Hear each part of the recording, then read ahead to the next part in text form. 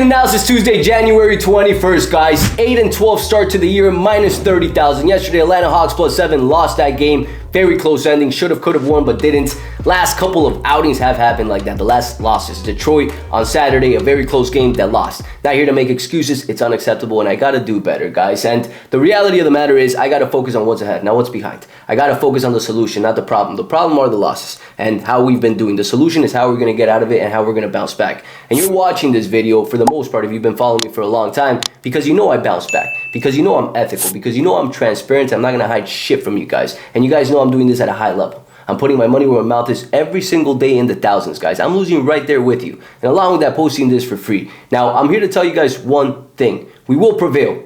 This year is going to be fantastic. Right now, are we going through it? Are we in a shit run? Without a doubt. Not going to hide away from that. And I'm always going to take the punches to the chin if I'm doing bad. That's the price to pay in this industry, guys. The reality of the matter. But are we going to bounce back? Without a fucking doubt. And it starts today, guys. And I'm going to get right to it, guys. We got a couple games I'm going to talk to you guys about. First one, NBA. NBA, a game that to me is the only one that stands out. It's Orlando Magic at Toronto Raptors. I'm sure a lot of you guys have already thought about this game. This line opened up at 3.5 and it's gone down to the 1 mark. For Orlando Magic, a little bit of reverse line movement because support's going to the Magic, specifically speaking on the money line. On the money line, they're attracting 61% of the bets and 78% of the handle. On the spread, they're attracting 65% of the bets and 46% of the handle. Now, statistically speaking, guys, Toronto edges them out in 6 out of the 10 important categories that I factor in for each game. They edge them out in rebounding, offensive and defensive rebounding. They're shooting the 3-ball better and field goal percentage better. And along with that too, right now, rating-wise, offensively, Toronto is ranked ahead. Guys, currently ranked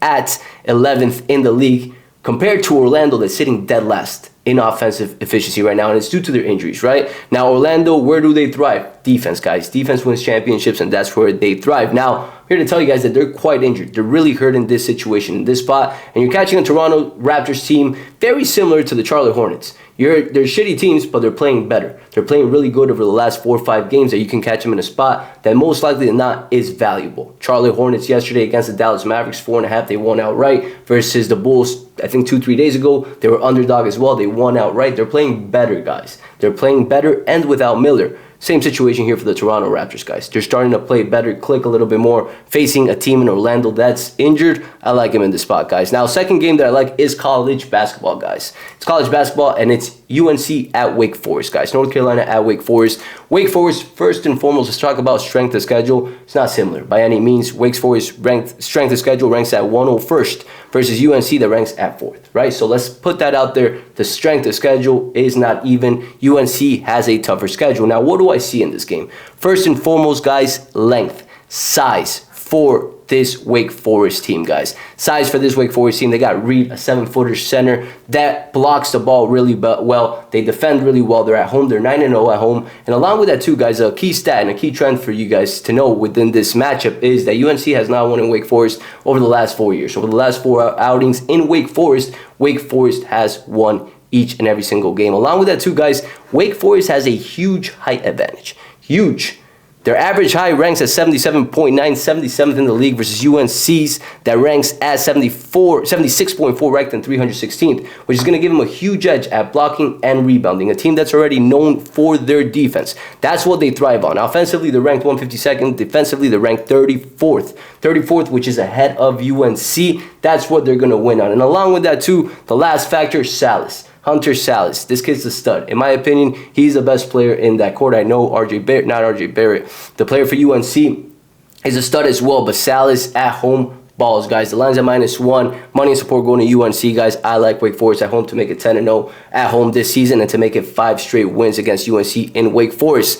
Now, last game, guys, that I am eyeing for today, more of a lean for this one, is Louisville at SMU, guys. Louisville, SMU, another situation kind of like the previous game I just talked about. Strength of schedule does not match. Louisville's strength of schedule is ranked at 10th. SMU's at 114th, guys. Now, offensive defense, right? Offense, defense, where do these teams thrive? SMU's offense has been lights out. They dominated that Miami game last time out. I think it was on Saturday. They won 117-74, shooting really well. Now, what do I see here in this situation? First and foremost, guys, SMU's a powerhouse when it comes to offensive rebounding. Powerhouse, ranked 13th in the nation, averaging 38.2 offensive rebounds per game, which is a key stat that I like to look at. Along with that, too, guys, when you look at the turnover percentage, they are protecting the ball a little bit better. Now, Louisville is rebounding, defensive rebounding a little bit better and generating a little bit more turnovers than SMU. Now, here's the deal, guys. Here's the deal, and this is exactly what I'm seeing. SMU, guys, SMU is currently ranked at 17th when it comes to three-point percentage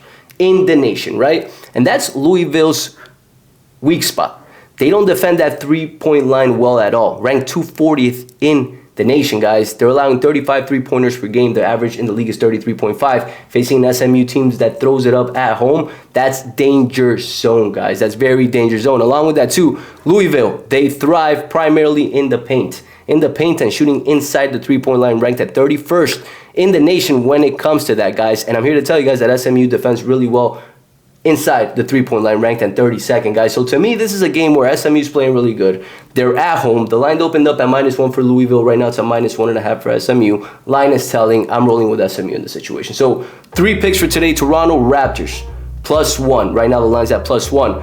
Wake Forest, money line, then SMU money line. Those are the 3 plays for today. And obviously, you guys know I do not take 3 plays on any given day. The max I do is 2, so there's going to be 2 of these plays, or potentially just 1 that I'll be taking, and I'll be posting for free, guys, on my Telegram, Twitter, and Instagram, which I've left the links below, as I always do, guys. Let's start this bounce back. Let's start the positivity. I know, guys, I understand that I'm just as frustrated. You guys think that the shit you're talking affects me, but it really doesn't. Because the shit I talk to myself in these situations are 10 times worse, guys. I'm my worst, biggest critics, not any of you guys. What you guys say I laugh about, but I also take it in and understand that I do have to improve, guys. And that's all you can really ask for somebody that's giving you guys all this every single day, guys. Every single day. So that's it for today, guys. Let's get this bounce back. Join the Telegram. We got winners today, guys. The page is going to be turned, and we're all going to be laughing about this in a matter of 7 to 10 days. I promise you guys that. And I'll catch you guys tomorrow.